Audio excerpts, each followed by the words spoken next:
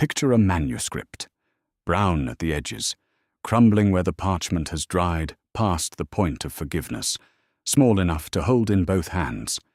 It was pulled from the ground in Egypt in the winter of 1886 by a French archaeological team excavating a Christian cemetery in a town called Akhmim, ancient Panopolis, a city that had been old when the pharaohs were young. They were digging up a monk's grave. Inside the coffin, tucked beside the body, they found a codex, a book. Inside that book, written in Greek, was a text that opened in the middle of a sentence and ended in the middle of a different sentence, a fragment of something larger that had not survived. The scholars recognized it almost immediately for what it was.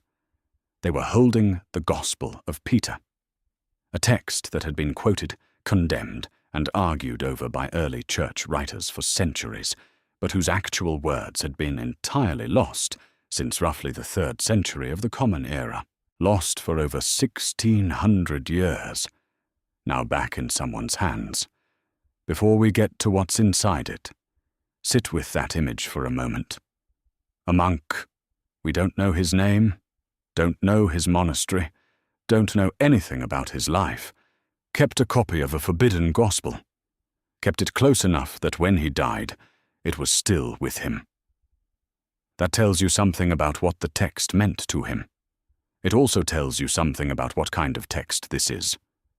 This is not a forgery assembled by con artists to make money, not a political document invented to settle a doctrinal argument. It is something that someone loved enough to protect for the whole of their life and carry into the earth with them. What was in it that mattered so much? The Gospel of Peter is, at its surviving core, an account of the trial, crucifixion, burial, and resurrection of Jesus. It covers the same basic sequence of events as Matthew, Mark, Luke, and John, but not the same way. It includes details that appear nowhere in the canonical Gospels. It assigns responsibility for the crucifixion differently, placing the blame more squarely on Herod and the Jewish authorities, and going out of its way to show Pontius Pilate washing his hands of the whole affair more emphatically than he does anywhere else. It describes the crucifixion with a detail that would later alarm church authorities. Jesus on the cross in the Gospel of Peter is described as silent, as one who feels no pain. That phrase would eventually be the thing that got this text blacklisted. But the crucifixion is not why we are here. The resurrection is why we are here. Because the Gospel of Peter does something no canonical gospel does.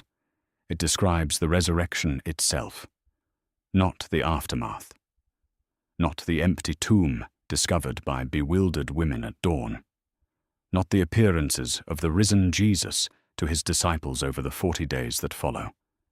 The event, the moment, what actually happened in the dark hours before sunrise on the day we now call Easter Sunday. The Gospel of Peter puts witnesses there, Roman soldiers, Jewish elders, a named centurion, and it makes them watch, and what they watch is unlike anything else in the literature of early Christianity. It is cosmic in scale. It is impossible to explain within any natural framework, and at its center is an image that is, to this day, found nowhere else in the ancient world. A cross that walks out of the tomb on its own and speaks. That image is what this story is about.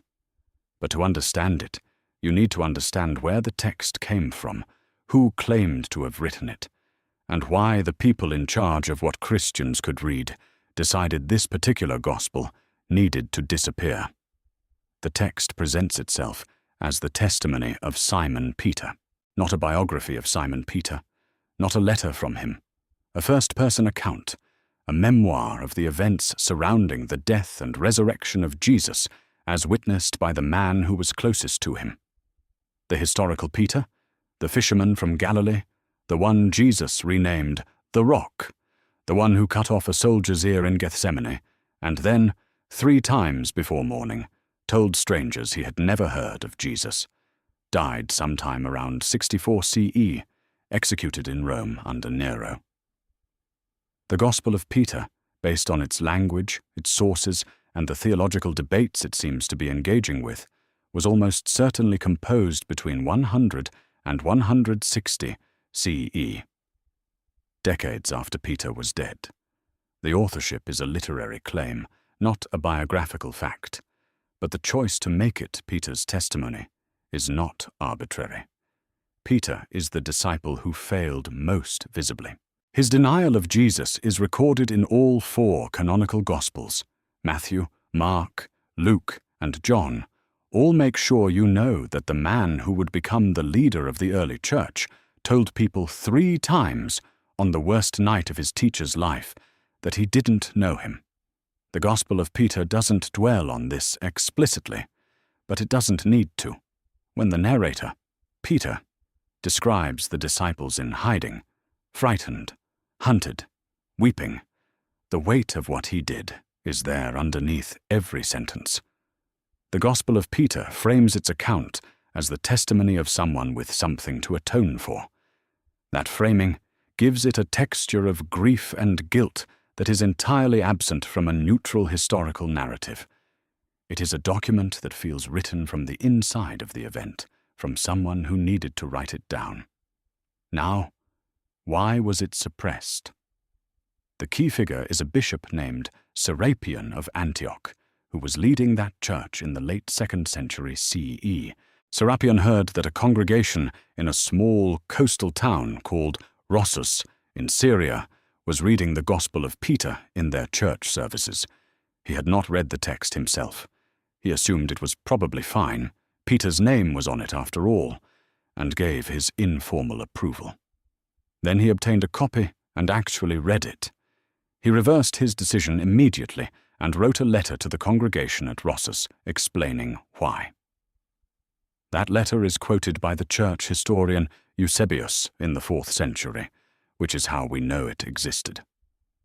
Serapion's verdict, mostly sound, but with some additions that promoted false teaching. Specifically, he was concerned about docetism, the belief that Jesus only appeared to suffer, that his divine nature meant his physical body was a kind of performance, that the crucifixion was theatre rather than genuine agony. The phrase silent, as one feeling no pain, had set off alarms. The text was pulled from circulation. Churches were told not to read it. Copies were not made. The ones that existed were worn out or destroyed, or in one case, slipped into a coffin in Egypt and buried with a monk who apparently thought it was worth keeping, regardless of what bishops said about it. The fragment that survived contains roughly 8 chapters of what was likely a much longer gospel. It begins in the middle of Pilate's examination of Jesus, which means we are already missing the beginning. It moves through the crucifixion and burial. It describes the setting of a guard at the tomb with a level of procedural detail that the canonical Gospels don't provide. 7 wax seals on the stone, a named Roman officer, Jewish elders standing watch through the night. And then it arrives at the scene. The heaven opens. Something descends. The stone moves. What comes out is larger than the sky. And behind it, following it out into the pre-dawn dark, comes the cross. This is not a marginal document produced by fringe believers. The Gospel of Peter was read in churches. It was taken seriously by serious people. It was suppressed not because it was obviously fraudulent, but because it was theologically inconvenient, because the version of events it contained was too large, too vivid, too settled for the boundaries that Orthodox Christianity was in the process of drawing. It was a story told by people who believed it, and the central image of that story, the walking, speaking cross, is the strangest and, in some ways, the most theologically dense image in all of early Christian literature. This is what was buried in the sand. This is what the monk carried into his grave. This is the gospel they tried to make disappear. Here is the strangest silence in all of religious literature. Matthew, Mark, Luke, and John each tell the story of the resurrection of Jesus. Each of them builds toward it. The arrest, the trial, the crucifixion, the burial, the sealed tomb, and then each of them, at the precise moment when the most important event in the history of Christianity actually occurs, looks away. Not one of them describes it. Not one of them puts a single witness in front of the open tomb at the moment it opens. The stone is rolled away before anyone arrives. The body is gone before anyone looks. The resurrection in every canonical gospel is defined entirely by absence, a space where something used to be that is no longer there. You were not there. No one was there, and therefore you must believe. This is not an oversight. It is a theological position embedded in narrative form. Look at how each gospel handles the cut. In Mark, the earliest of the four, 3 women arrive at the tomb at sunrise on the first day of the week. The stone has already been rolled away. They enter and find a young man in white sitting inside. He tells them Jesus has risen. That is all Mark gives you. In the original ending, which stops abruptly at chapter 16, verse 8, the women say nothing to anyone because they are afraid. No risen Jesus appears, just an absence, a messenger, and 3 terrified women walking away in silence. Matthew adds more drama. There is an earthquake, an angel descends and rolls back the stone, the guards fall like dead men. But this all happens as the women are arriving. They witness the stone being moved, but they do not witness what came out of the tomb before they got there. The tomb is already empty when they look inside. Luke's account is quieter. The women arrive, find the stone rolled away, enter, find the body gone. 2 men in dazzling clothes then appear and explain what has happened. In John, Mary Magdalene comes alone while it is still dark, sees the stone removed, runs to tell the disciples, comes back, weeps outside the tomb, and eventually encounters the risen Jesus.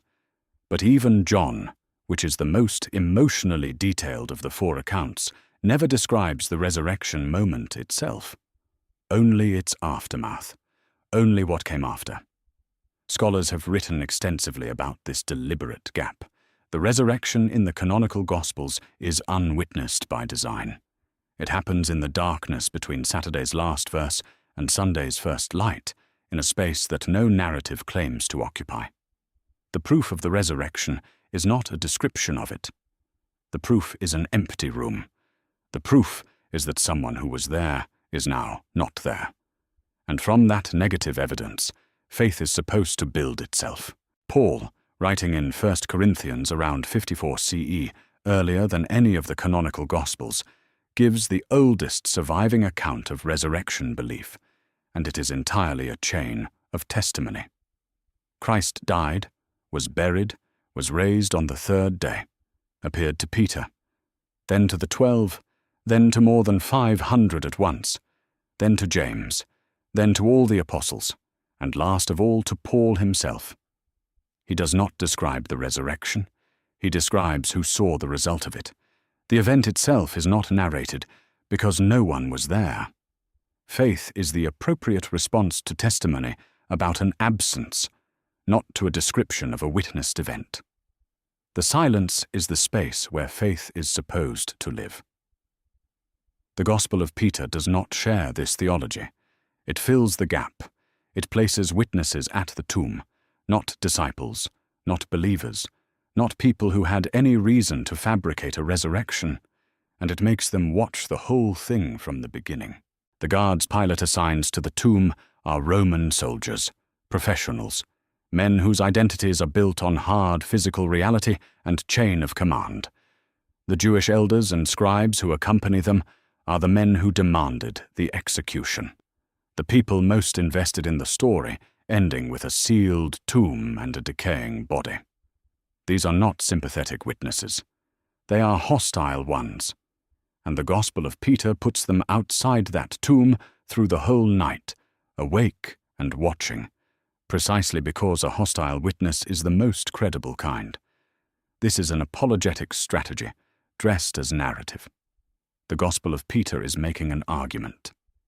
The resurrection was not a rumor that emerged from grief and wishful thinking among a small group of devastated followers. it was observed by the people trying to prevent it. If a Roman centurion and a panel of Jewish elders witnessed the resurrection, the logic goes, then the disciples didn't invent it. They couldn't have, because the disciples weren't there. The official opposition was there, and they saw everything. But the Gospel of Peter doesn't just change who sees the resurrection, it changes what the resurrection looks like. And this is where the text stops being an apologetic argument and becomes something else entirely. Something that reaches back into a much older tradition of sacred imagination. In Matthew's Gospel, the resurrection is accompanied by an earthquake and an angel. The angel's appearance is like lightning, and his clothing white as snow. This is enormous imagery. It would stop your heart to see it. But the scale is human. The angel sits on the stone.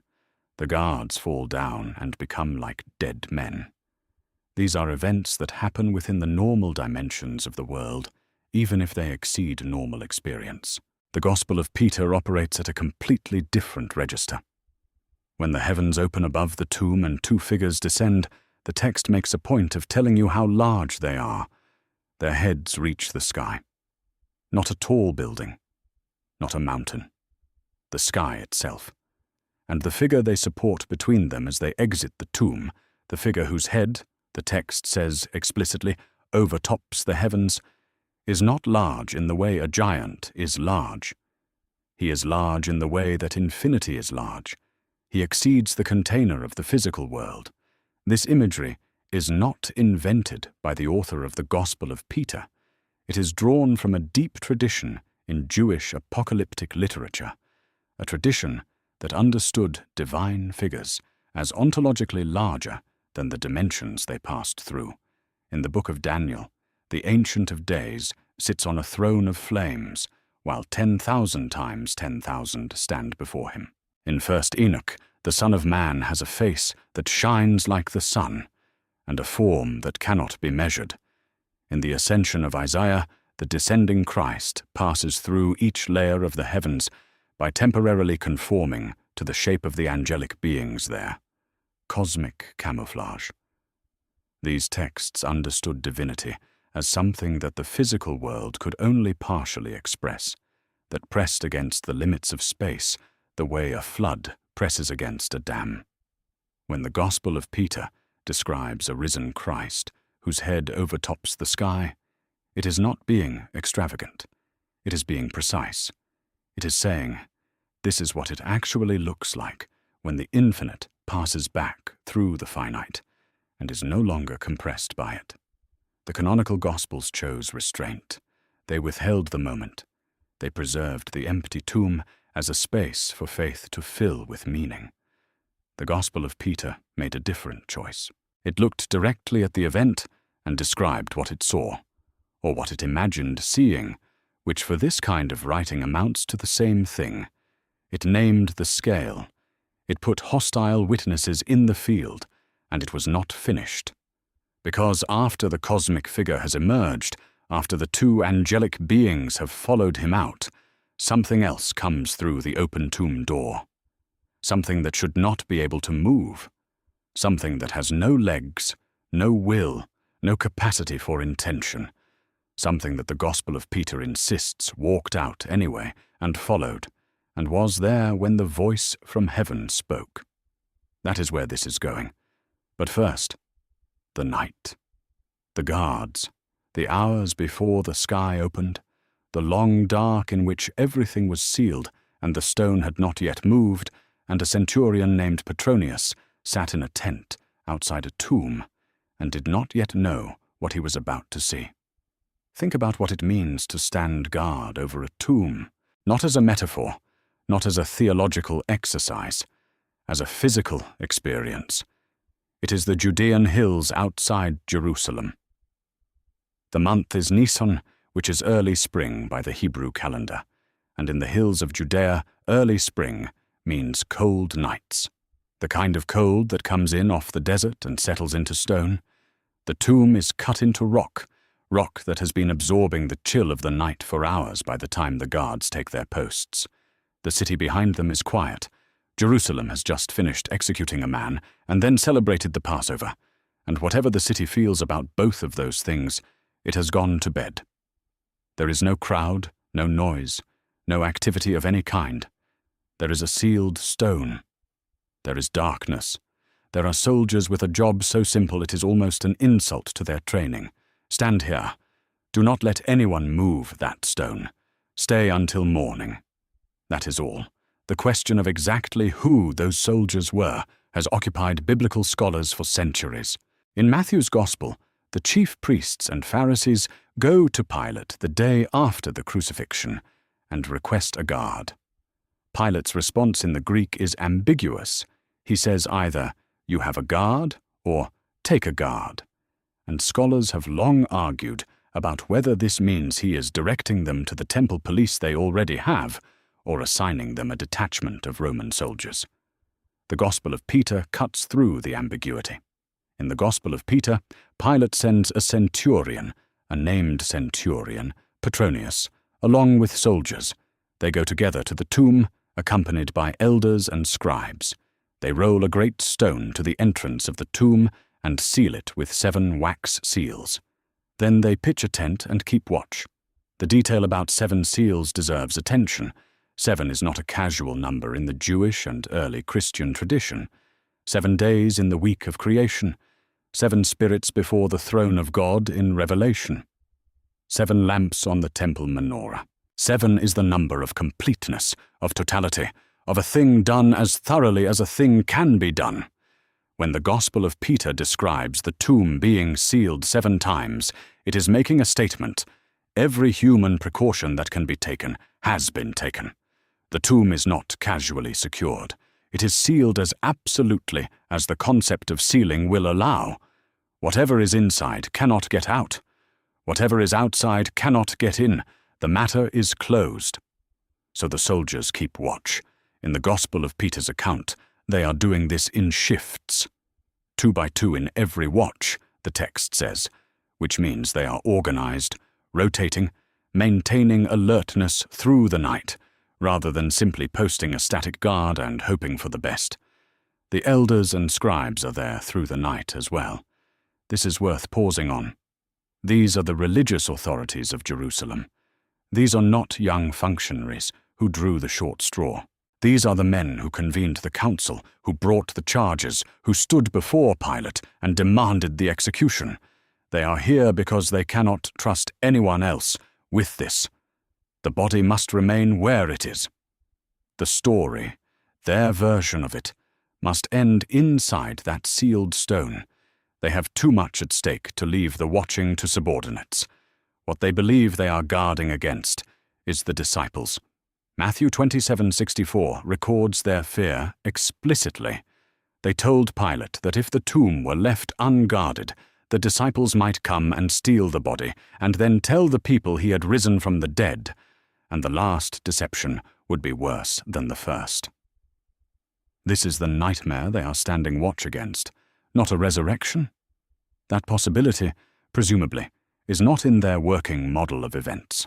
What they fear is theft and fraud, a small group of grieving Galileans sneaking up in the night, rolling away a stone, carrying off a body, and then announcing a miracle that never happened.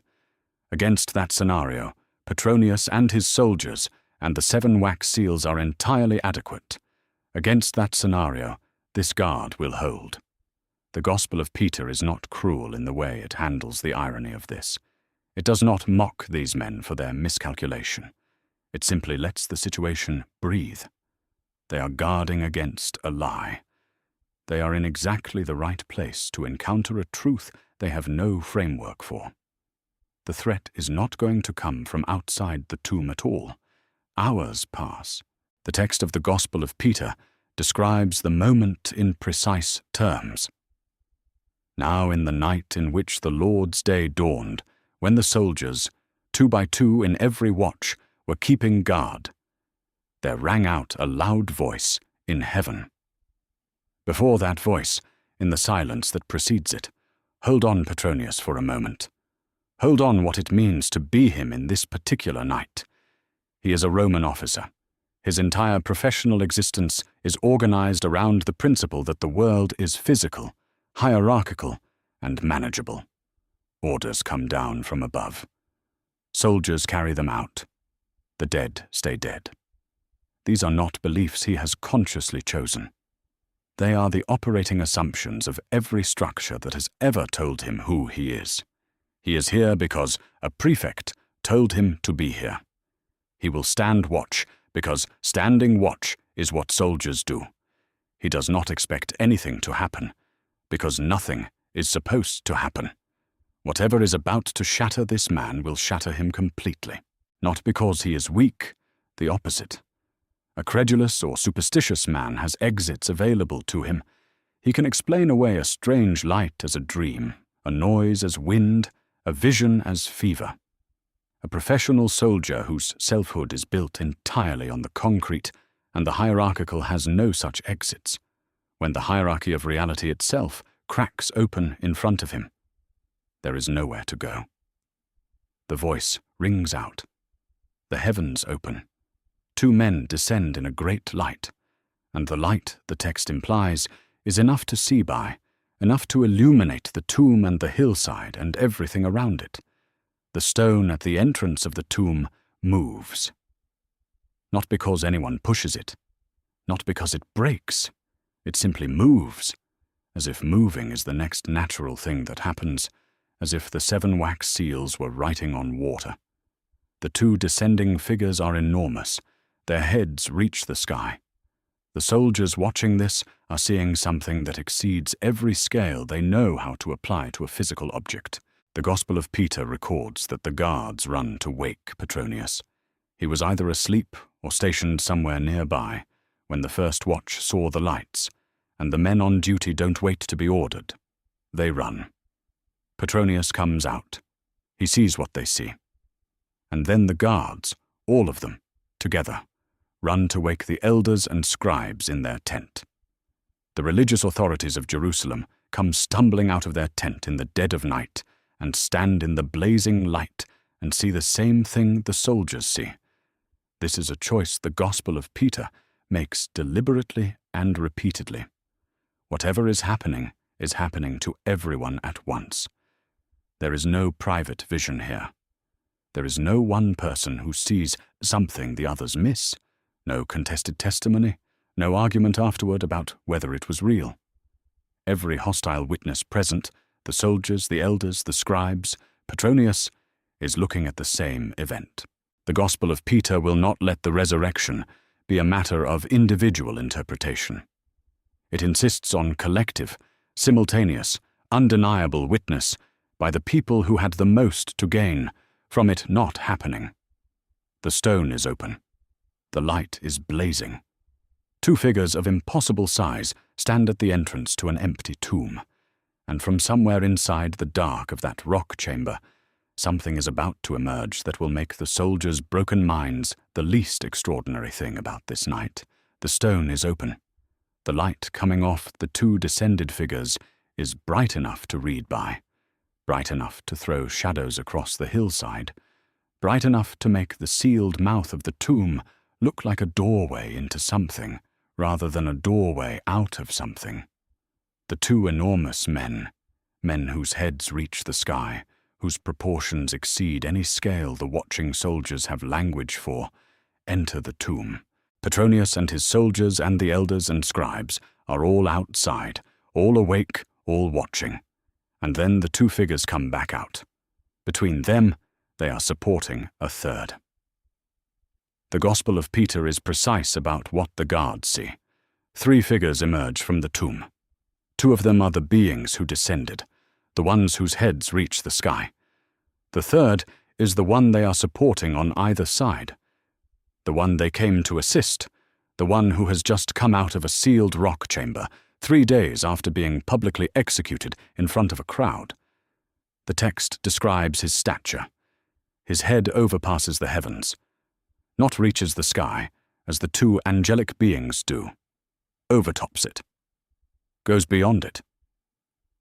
The physical sky, the dome of air and stars above the Judean hills, is not large enough to contain the head of this figure. He is taller than the sky. Sit with that for a moment before reaching for interpretation. The text is not being metaphorical here, not in the way we might loosely say someone towered over a room. The Gospel of Peter is describing what the witnesses saw as a physical measurement. The risen Christ is larger than the sky. His resurrection body does not fit inside the world. This is a different Jesus than the one who appears in the canonical resurrection accounts. In John's Gospel, Mary Magdalene mistakes the risen Jesus for a gardener. In Luke, he walks unrecognized alongside two disciples for an entire afternoon. He appears in locked rooms, eats fish, shows his wounds. The canonical risen Jesus moves through the ordinary world. He fits in it. The Gospel of Peter's risen Christ does not fit in the world at all, and the text seems to regard this as the point. To understand why, you have to understand the tradition the Gospel of Peter is drawing from, because this image is not invented. The figure too large for the sky has deep roots in Jewish apocalyptic literature. In the first book of Enoch, the Son of Man is described as a being whose face shines like the sun, and whose presence saturates the cosmos, a figure existing at a different ontological scale than human beings. In the Ascension of Isaiah, the Christ figure descends through the seven heavens toward human birth by disguising himself at each layer, taking on the form of the angels there, so as not to be recognized, divine enormity hiding itself in smaller and smaller shapes until it finally compresses into a human infant. That last image is the key to understanding the Gospel of Peter's resurrection scene. The incarnation, in this theological tradition, is an act of radical compression. The infinite takes on the finite. The boundless accepts boundaries. Whatever Christ was before the Nativity, before Bethlehem, before the body, was too large to exist in the physical world without disguise. The life, the ministry, the crucifixion, all of it happens inside that compression, inside a form smaller than the thing it contains. Death, in this framework, is not the end of that compression. Death is the final tightening of it. The tomb is the smallest possible container, a rock cavity, a sealed stone, for something that was never really containable to begin with. And then the compression ends. The resurrection is not the return of a man from the dead. It is the uncompressing of something infinite that was only ever temporarily finite. The tomb cannot hold it any more than a dam can hold the ocean forever. The stone rolls away, not because it is forced to, but because it was always going to. And what comes out is not the same size as what went in, because what went in was already as compressed as it could get. And now it is not compressed at all. Behind the three figures, behind the two angelic beings and the cosmic Christ, the cross walks out of the tomb. That sentence needs to stand alone for a moment. The cross walks out of the tomb. Not is carried, not floats, walks. The instrument of the crucifixion, the wooden beams on which Jesus was killed, exits the sealed rock chamber of its own apparent volition and follows the risen Christ into the pre-dawn air. It is, in terms of sheer literary strangeness, arguably the single most startling sentence in all of early Christian writing. Nothing else in the ancient world prepares you for it. The canonical Gospels do not hint at it. No other early Christian text contains it. The cross walks. 4 words in the Greek, and the Gospel of Peter offers them without apology or explanation. What does it mean? The honest answer is that no interpretation fully exhausts the image, and the Gospel of Peter is clearly not trying to explain it. It is offering a vision and asking you to receive it. But the vision is not without interpretive shape. Think of the way a Roman general returned from a successful campaign. He entered the city in triumph, and behind him came the spoils, the captured weapons, the enemy standards, the trophies of victory. The cross walking behind the risen Christ carries something of that.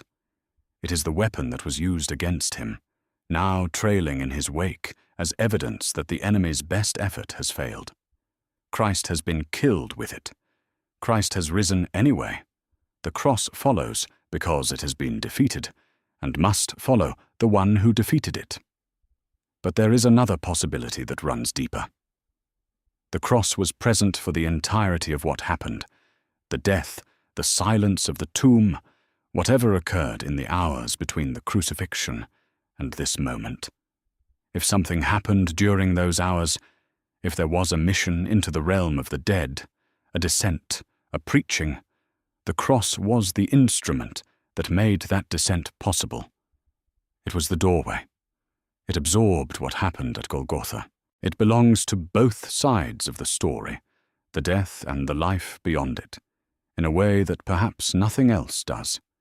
When it walks out of the tomb, it is not simply following. It is completing a journey it began on a hill 3 days ago. This is where the watching soldiers and elders and scribes are standing when they begin to talk among themselves.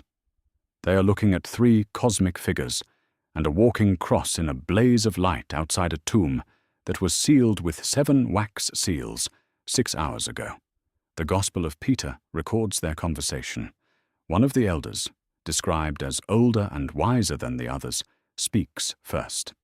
He says, "It would be better for us to make God our debtor than to fall into the hands of the people of the Jews and be stoned."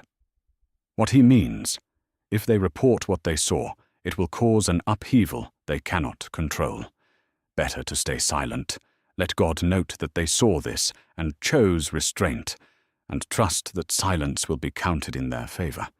God will owe them. The witnesses to the resurrection are already planning the cover-up while the risen Christ is still visible in front of them. The Gospel of Peter does not editorialize about this. It does not call them cowards or condemn their calculation. It simply records it with the particular bleak accuracy of a writer who understands that the first response to an impossible event is often not wonder, but damage control. The 2 angelic figures go back into the tomb. The cosmic Christ has gone. The text does not say where, does not describe a departure, simply moves on. The cross is there, the light is there, the hillside is still and enormous and cold, and then a voice comes out of the sky, and it does not address Petronius, and it does not address the elders, and it does not address the Christ who has just walked out of death. It addresses the cross. A voice comes out of the sky. The 2 angelic figures have re-entered the tomb. The cosmic Christ has gone, departed without a described departure, present and then not present, the way a light goes out rather than the way a person leaves a room.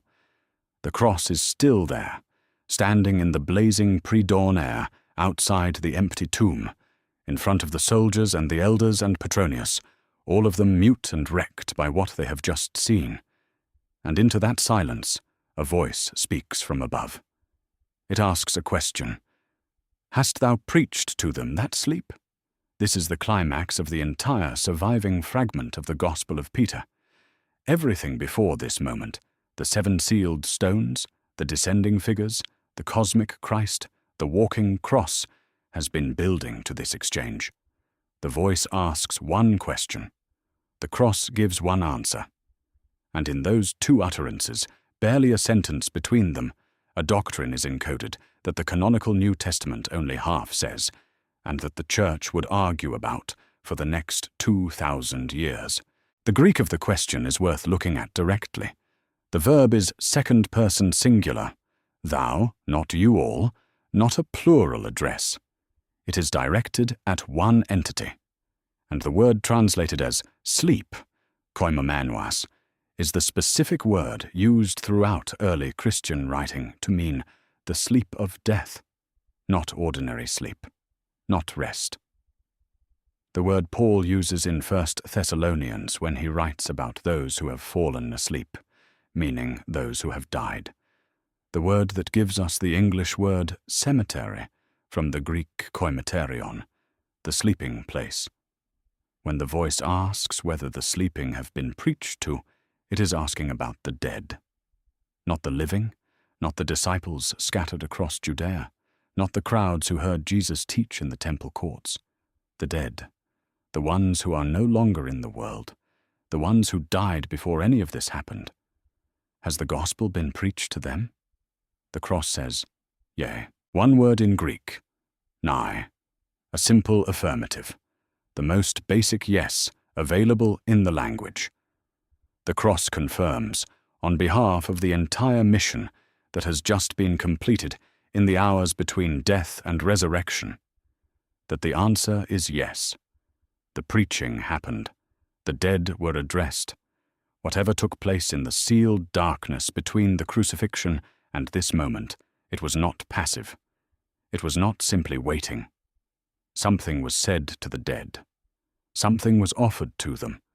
Why does the cross answer, and not Christ? The text does not explain itself, and that silence is itself meaningful.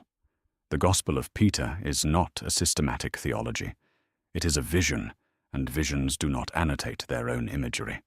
But think about what the cross is in the logic of the story. It was the instrument of the death. It was present at Golgotha. It went into the tomb.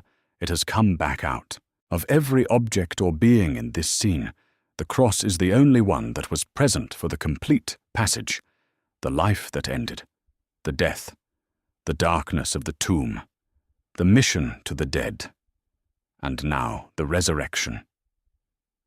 The two angelic beings descended from heaven. They did not make the journey down into death. The risen Christ has emerged from it, but his perspective is internal. He was the one who went, not an external witness to the going. The cross is the one entity that was there on both sides, that absorbed the death and the mission and the return. When the voice needs confirmation that the mission was completed, it asks the witness who was present for all of it. The cross answers because the cross is the only one qualified to answer. What the cross confirms is the harrowing of hell. That phrase, the harrowing, from the Old English word for a farming tool that breaks up the soil, refers to the belief that Christ, in the interval between his death on Friday and his resurrection before dawn on Sunday, descended into the realm of the dead and preached the gospel there. It is a doctrine that sits uneasily in the canonical New Testament, present only in fragments. The first letter of Peter says he was put to death in the flesh, but made alive in the Spirit, in which he went and proclaimed to the spirits in prison. But who those spirits are, and what was proclaimed to them, and what happened next, the text does not say.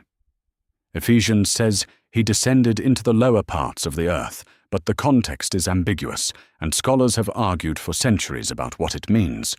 The canonical texts open the door a crack, and then leave it standing. The Gospel of Peter walks through the door. The voice asks. The cross answers yes. The harrowing is not implied or debated. It is confirmed by the only witness who was there for the whole thing in response to a direct question from the sky. The tradition this doctrine fed into over the following centuries is enormous. The Gospel of Nicodemus, also called the Acts of Pilate, contains a full narrative account of the harrowing in which Hades himself speaks, complaining to Satan about Christ's arrival, in which the gates of hell are broken from their hinges, in which Adam and Eve, Abraham, David, Isaiah, John the Baptist, and all the righteous dead are led out by the hand. The Apostles' Creed, recited in Christian churches across the world for 16 centuries, contains the line, "He descended into hell." The great icon of the Eastern Orthodox Church, the anastasis, the resurrection image, does not show the empty tomb. It shows Christ standing over the shattered gates of Hades, reaching down into the darkness with both arms, pulling Adam and Eve up by the wrists, the patriarchs crowding behind them. That icon is a picture of the cross's answer. Yea. It happened. All of that happened. The canonical Gospels chose not to describe this. They chose not to describe the resurrection moment itself, and they certainly chose not to describe what preceded it, the descent, the mission, the proclamation. They left those hours empty. The Gospel of Peter fills them with a single word spoken by a cross, and that word carries the weight of every soul who ever died before the gospel existed, every person who never had a chance to hear it, everyone the resurrection was supposed to reach but couldn't by the ordinary logic of time and geography. The cross's yes is an answer to all of them. This is part of what made the text dangerous. Not the Docetism that alarmed Serapion, the silent Christ, the body that seemed not to suffer. That was a theological problem, but it was a manageable one, the kind of thing that could be argued about in a letter. What was harder to manage was the completeness of this resurrection. Christ emerges from the tomb as a figure whose head overtops the sky. He has already preached to every soul that ever died. Everything is finished before sunrise. The canonical Gospels leave room for doubt, for the long road to Emmaus, for Thomas demanding to touch the wounds, for the disciples who still don't understand, for the community of faith that gathers precisely because the outcome is not yet clear to them. The Gospel of Peter does not leave that room. Its resurrection is total, witnessed by enemies, confirmed by a talking cross, closed before the women even arrive at dawn. There is no space in it for the ongoing uncertainty in which faith is practiced. It is a fait accompli. It was always going to be too settled for a church that needed its believers to keep believing. The voice goes silent. The cross stands in the air outside the empty tomb, having said the one thing it was there to say. The light holds. The soldiers and elders are still there, still unable to process the architecture of what they have witnessed. And whatever the cross carries out of that tomb, whatever the weight of that single word, spoken on behalf of the dead to a voice from heaven, it is enough to justify every copy that was ever made of this text, and the one copy that survived kept close by a monk who would not let it go. The voice goes silent. The exchange is over. And the Gospel of Peter does not stop.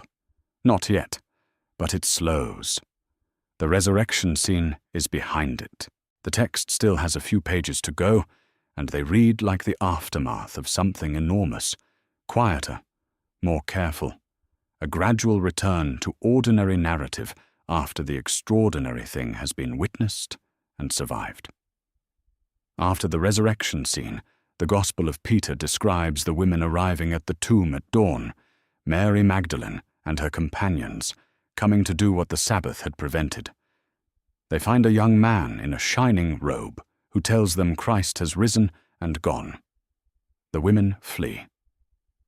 Then, in the final surviving lines, something shifts. The narrator speaks in the first person for the only time in the text. But I, Simon Peter, and Andrew my brother, took our nets and went to the sea. And there was with us Levi the son of Alphaeus, whom the Lord, and the text cuts off, mid-sentence. The last word is a relative pronoun hanging in the air with nothing attached to it. Whatever Jesus did to Levi, whatever happened at the sea, whatever conclusion the Gospel of Peter was building toward, gone. The parchment ends. The original, wherever it is, has not survived. We have the tomb scene. We have the walking cross, and the voice, and the answer. We have Simon Peter picking up his nets. And then we have nothing.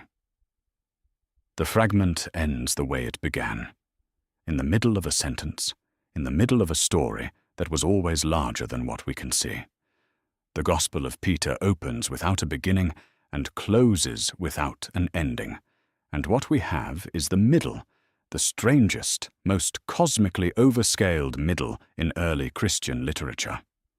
The text's history, after its condemnation by Serapion, is a history of managed disappearance. Eusebius, writing his ecclesiastical history in the early 4th century, knew of the Gospel of Peter.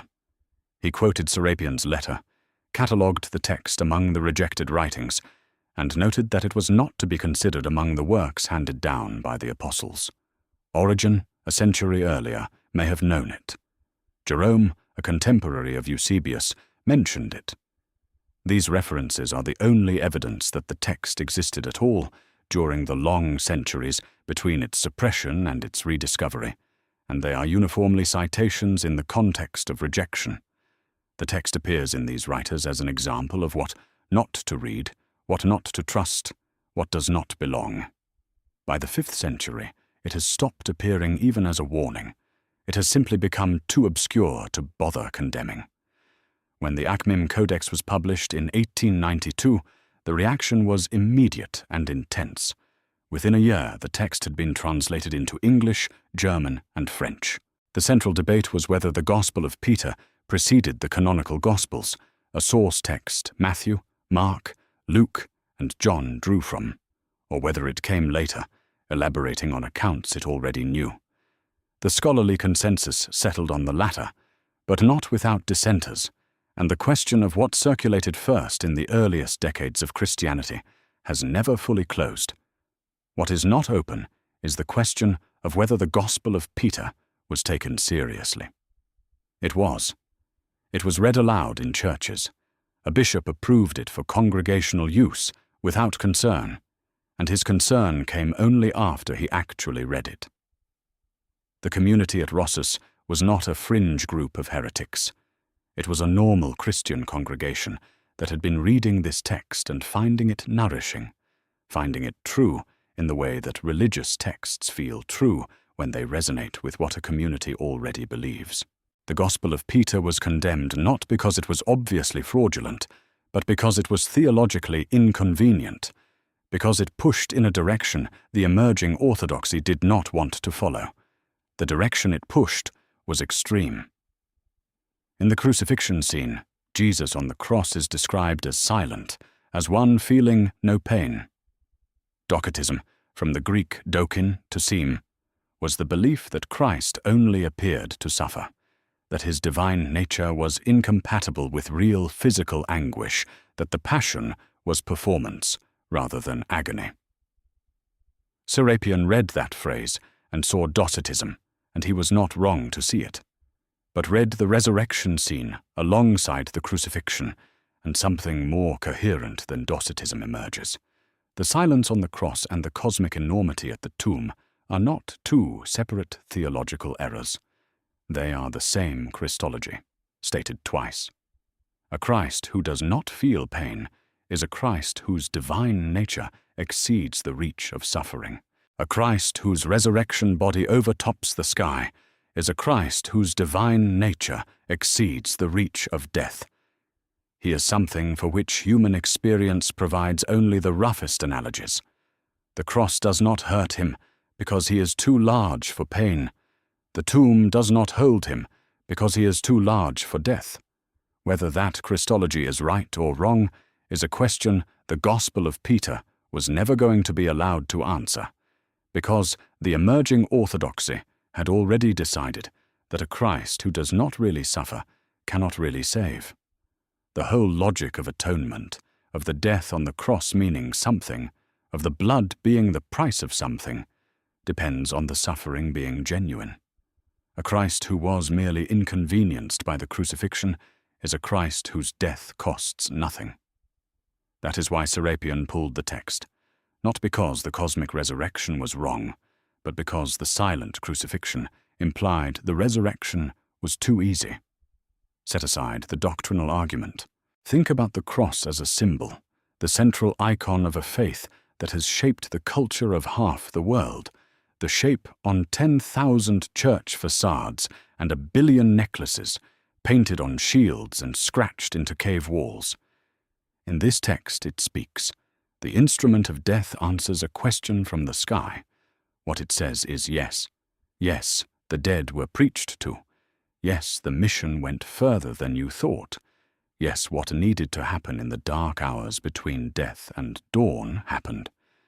The cross absorbs the death, enters the realm of the dead with it, and comes back out as the witness that the dead were not abandoned. That single word, yea, may be the most concentrated theological statement in early Christian literature. The monk who kept this text did not leave a note explaining why.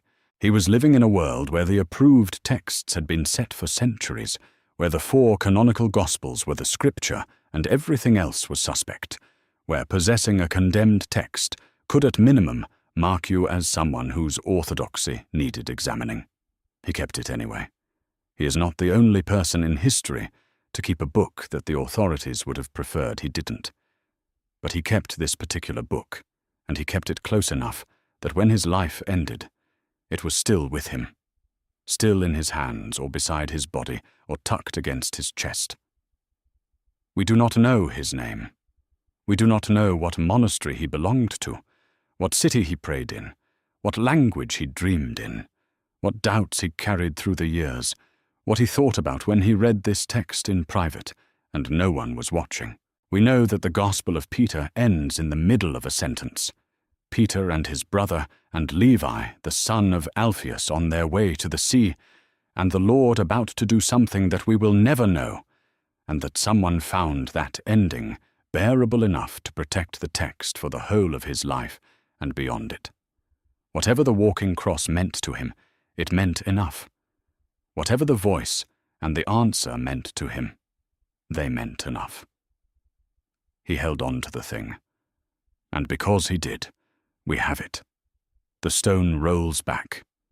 The figure emerges, too large for the sky, too large for death, supported on either side by beings whose heads brush the heavens. And behind them, following, comes the cross. A voice asks whether the dead have been spoken to, and the cross says, yes, that is the gospel they buried.